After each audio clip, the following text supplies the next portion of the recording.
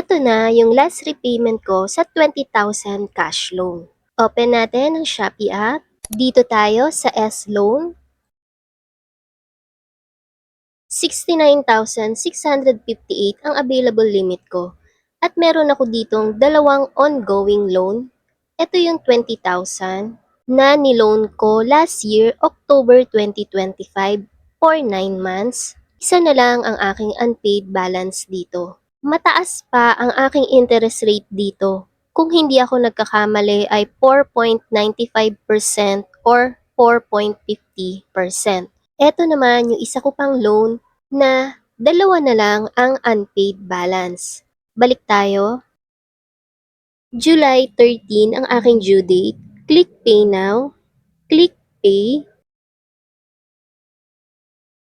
3,225.42 ang total amount dahil gumamit ako ng e-wallet at nagkaroon ng additional handling fee. Click Pay. Click Next. Enter 6-digit authentication code. Click Next. Log in to pay. Click Next. Total amount 3,225.42. Click Pay. Click Proceed. Ito yung aking payment successful details. Balik tayo, click View S-Loan. Automatic na mare-replenish ka agad sa ating available limit kapag nagbayad tayo. Kaya naging 72,565 na ang available limit ko. Isa na lang ang aking ongoing loan. Ito yung aking paid history.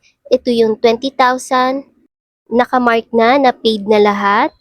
Naka-anim na loan na ako kasama yung ongoing.